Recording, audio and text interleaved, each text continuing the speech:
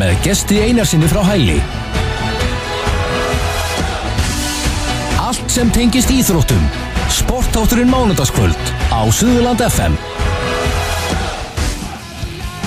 Já, sportþátturinn með ykkur hérna á þessu mánudagskvöldi og já, nú ég komin með línuna Hrafnhildi Ósk Skúladóttur, þjálfara IBVF í Ólafsdeild kvenna.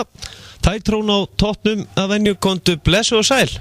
Sælu blessaður. Hvernig hefur það? Ég hefur bara rosalega fínt þakka þér. Já, og gleðilegt árið. Já, gleðilegt árið. Já. Hvernig er nýja árið búið að leggjast á þig? Já, bara svona ágætlega, sko. Já, dóttir bikar, það var ekki að sem ég óska eftir, en annars er þetta okkur gott. Já. Hvernig hérna, já, nú eru þið á toppnum og já, það er allan að líkilatriði. Já, það mér líður svo vel þar og það er gott að vera á toppnum, en það er ansi stutt mér í 7. sæti, þannig að hérna, þetta er fljótt að breytast.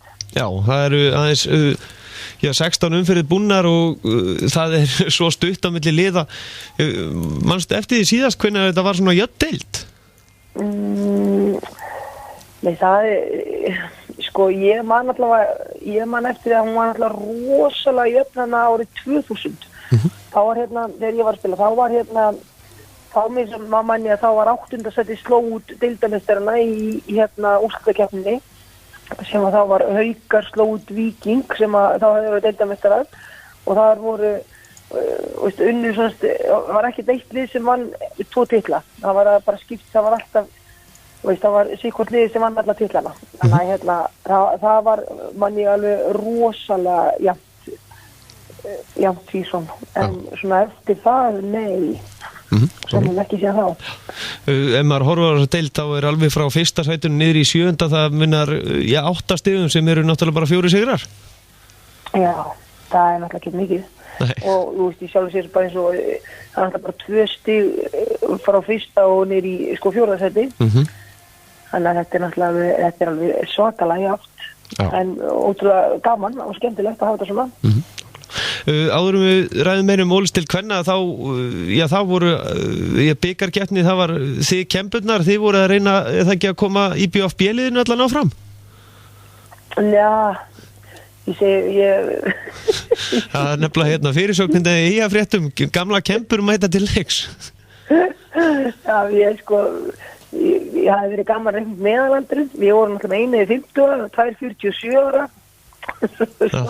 Svo svolítið margar hérna vel yfir 30 og þetta var frekar gamalt lið, en við hefðum allavega þurft að æfa ef við hefðum ekki ætlað að komast áfram. Já. En þetta var nú væntanlega skemmtilegt?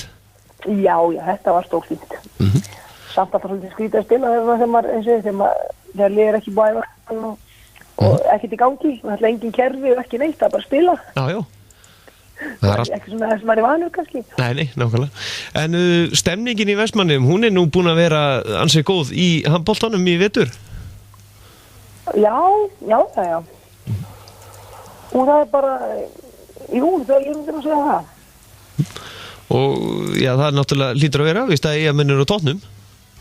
Það er hérna, við svo sem erum nýkomið ánga aftur, voru það lengi framan eða fyrsta 8 umferðirnar eða eitthvað og svo mistu toppsætið og erum nýkomið við aftur eftir að hérna Grótta mistu þegar móti Stjörnunni.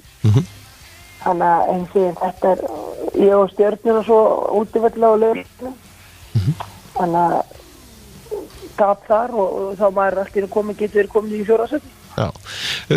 Já, þú ert nú samt sem áður liðið hjá þér. Þetta er nokkuð svona þunnskipaður hópur, þannig séð að hver einasti leikmaður er náttúrulega virkilega mikilvægur. Já, en ég held að það sé samt bara í öllum hinu liðunum líka. Þetta veltur núna næstu mánuði, veltur náttúrulega rosalega mikið þessu að vera ekki að missa út lykilmenn hjá öllu liðum. Og það má í sjálf sér enginn í því að missa einn af sínum bestu leikmannum. Nei. Þannig að það sé alveg ljóst. Er eitthvað búið að koma þér á óvart þetta tímabil?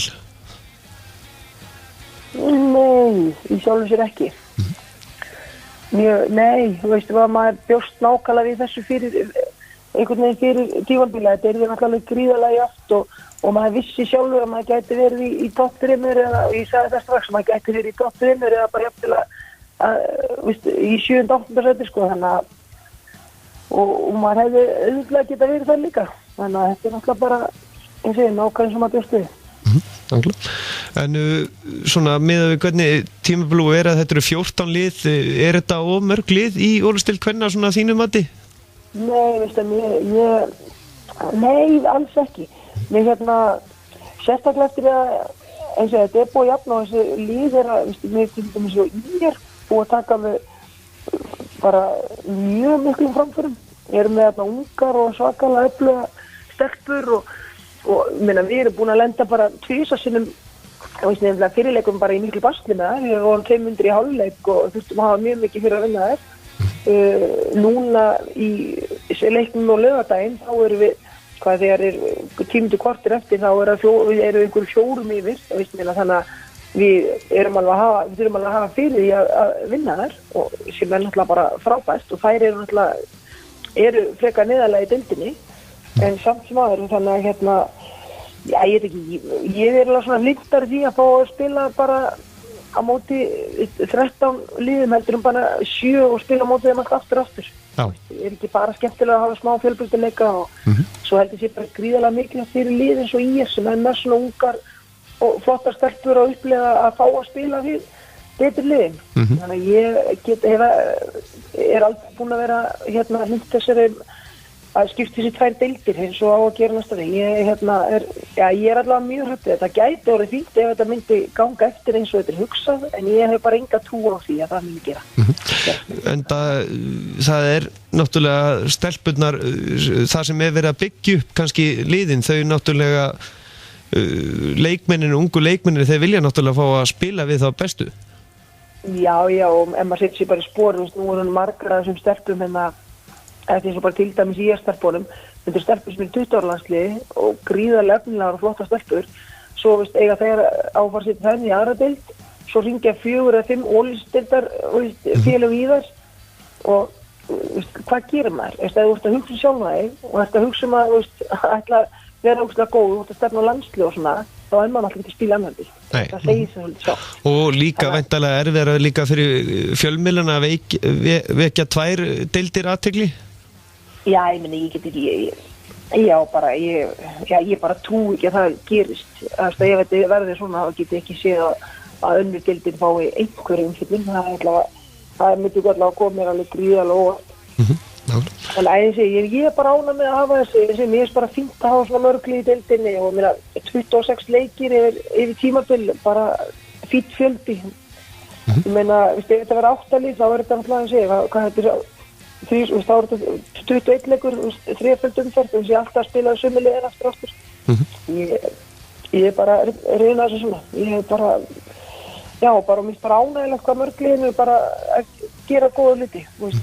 Fjölnir náttúrulega með fullt af efni við og bara rosa flottu stelpum og ég segi IR og svo náttúrulega HK er svolítið að byrja að byggja upp á nýtt núna. Náttúrulega líka komið fullt af ungu flottu stelpum og þetta og náttúrulega afturölding líka, það mætti kannski bara aðeins fleiri þar en ég segi ég er bara mjög hlutur svo svona.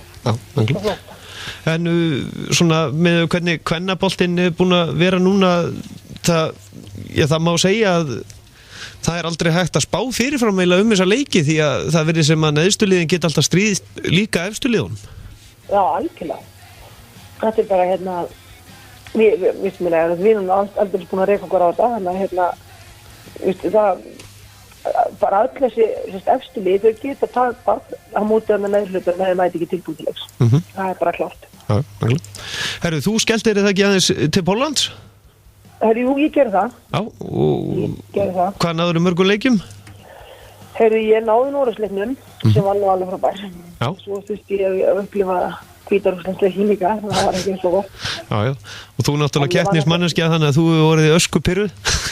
Já, ég var frekar illa upplögð eftir Hvítarússlandsleik. Furðulegu leikur einhvern veginn En annars fór ég þarna bara til að vera þjálfarnarski, þannig að ég var í Krakó á næstum tímum. Keyrði bara mikið til að horfa á íslensku landslið. Já, nákvæmlega. En hvernig svona þessi umræða sem alltaf að sé ekki framtíð hjá landsliðinu og fleira, þetta ekki bara ekta sem hefur verið bara gegnum síðustu 20 árin? Það alltaf verið að tala þegar okkur gengur illa, við munum ekki ná okkur aftur upp. Ég held að Íslendingar er bara heimsmynd í að vera neikvæðar og leiðilegur, sko. Já, einmitt. Nákvæmlega. Í alvörunni, hann var að rannsaka þetta er alveg úþolandi leiðilegt að hlusta á þetta.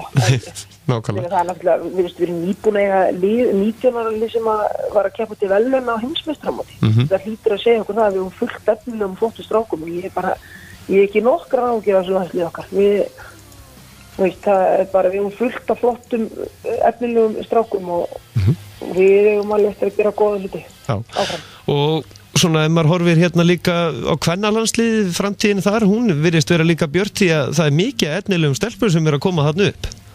Já, klárlega. Bara mjög svo, þannig að þetta hérna, algjörlega framtíðin björt, það eru fullt af flottum ungum stelpum á leiðinni. En svo er náttúrulega nýja verkefnið þarna, það er þessi afrekshópar, þeir virðast nú vera að skila sínu? Já, þetta er náttúrulega bara mjög sniðug hugmynd og þetta er náttúrulega bara hugsa líka þess að taka náttúrulega einu leikmenn sem eru að banka á landsliðsdyrnar. Það er náttúrulega rosa flott að fá síðan þegar þessir leikmenn eru svo kallarinn í landsliðshópa, þeir kunna öll kerfin og eru bara 100% tilbúin að mæta á landsliðsæfingar. Það þurfi ekki að fara að nota fullt af tími að setja þá inn í einhver leikkerfi og annað. Þá er þeir bara búin að æfa það í afrekshópum og ég er náttúrulega bara algjörlega klárir að koma inn á landsliðsæfingar og það er bara mjög mikilvægt og spara náttúrulega bara mikið tíma og annað fyrir landsliðsþjálfara. Svona lokin áður en ég sleppi þér, það er nú ennþá eitt sunnlega slið náttúrulega í Coca-Cola bikar kvenna, heldur að þær geti jafnvel farið alla leið? Þær drógust á móti reynda Gróttu? Gróttu, já, það er allt hægt eins og bikar. Það er oft sýnt sig og svo náttúrulega Gróttan er búin að vera glímaði svolítið við meiðsli, þannig að það eru búin að vera með lykilmenn svolítið sem að, ég meina eins og móti Stjörnum þá var kort í Laugavasta með hún Sunna María, Anna er búin að vera að hvíla einhverja leiki í vetur og þannig að þær eru búin að vera svona ekki fullmannaðir í vetur, það er alltaf eitthvað að plaga þær, þannig að og í sjálfur sér sko það er upp og niður daga bara eins og öllum liðum í deildinni og bara Selfoss alltaf komið með frábært lið, það er alltaf búin að fá líka vinstrivarnarmann og landsliðinu sem að hjálpa heldur betur mikið til að fá framhaldið. Ég er með eina spurningu frá hlustanda hérna sem er að spyrja í gegnum Facebook, hefur þú einhverja skýringar á því að einhver svona fáir aðaþjálfarar sem eru kvenmenn? Það er einhverju að spyrja til það því að það væri svo fáir sem væri aðaþjálfarar. Já, það er góð spurning. Þetta er þungt. Nei, þetta voru systurnar voru búin að vera svona í þessu, Gurri og Díana og ég reyndar Hafdís var aldrei í meistaraflokkum, hún er alltaf búin að vera í yngri flokkunum, en það er náttúrulega að vera að þjálfa meistaraflokka. Ég held að það er Gurri segist nú ekki að vera aðalþjálfari aftur, hann er spurning með Díanu, en svo veit ég Rakel Dögg á náttúrulega postið eftir að þjálfa. Og hún aftur að koma inn, það er klart mál, en svo ég veit að ég held bara sjálfun höfði ekkit, ég held hún höfði oft bara einhvern veginn betur til kalla heldur en hvenna. Ég hef oft svona bara, nú er alltaf með landsliðin og svona og vera að ræða þetta og þá finnst mér ekki svona margar sem hugsa út og ég hef alltaf sagt þetta, að ég mun bátt að þjálfa því að þetta spila og Rakel er þarna líka, hefur alltaf verið að þjálfa einhverja yngri flokka og bara frá þau var unglingur eins og ég og þannig að svona maður vissi alltaf að við tvær færum út í þetta en svo eru rosa margar sem ég hef verið að æfa með og spila landsliðum sem hafa í sjálfur sem engan áhuga þessu. Já, nákvæmlega. Hrafnhildur, næsti leikur ykkar, það er útileikur núna, næstu helgi? Já. Og gegn Stjörnunni, þá er að gera fyrir Sunnlendinga fjölmenn á þann leik? Já, það væri rosa skemmtilegt að fá okkur til að styðja bakið okkur. Já. Þetta er náttúrulega topparáttu slagur klukkan 12:30, þannig að Sunnlendinga verða saminast núna í TM-höllina á laugardaginn. Já, það væri frábært. Það er fullt af brott með eigamönnum í bænum og svona. Já. vonandi láta sjá sig. Já, nákvæmlega. Hrafnhildur Ósk, þakka kærlega fyrir að gefa okkur tíma og gangiði vel. Takk fyrir það kærlega. Bestu þakkir. Já, bless. Já, næsti leikur hjá IPVAF einmitt gegn Stjörnunni sem við komum inn á þann í TM-höllinu á laugardaginn næsta klukkan 12:30. Það munar náttúrulega bara 6 stigum á milli þessar liða. Deildin alveg hrikalega jöfn. IPVAF á toppnum með 28 stig, Grótta í öðru sæti með 27, Valur í þriðja með 26 og Haukar í fjórða með 26, Fram í fimmta sæti með 23 stig, Stjarnan í sjötta með 22, Selfoss í sjöunda með 20, svo koma Fylkir í áttunda með 14 stig, HK í níunda með 10 stig, Fjölnir í tíunda með 8 stig, KA Þór í 11 með 7 stig, FH og IR í 12. og 13. sæti með 5 stig og Afturhelding í 14. með 3 stig. Virkilega skemmtilegt. En næstu leikir KA Þór Grótta á fimmtudaginn klukkan 7:30. Framhúsið með svo Fram Fjölnir klukkan 7:30 á fimmtudaginn. Svo föstudaginn klukkan 7:30 í Kaplakrika er FH Valur og laugardaginn klukkan 7:30 eru 2 leikir í TM-höllinni Stjarnan IPVAF og í Austurbergi IR HK og í N1-höllinni Afturhelding Haukar og svo klukkan 4 í Fylkishöllinni Fylkir Selfoss. Nú það er bilið, við ætlum að fara að skipta aðeins yfir í aðrar íþróttir. Þú ert að hlusta á sportþáttinn Mánudagskvöld á Suðurland FM.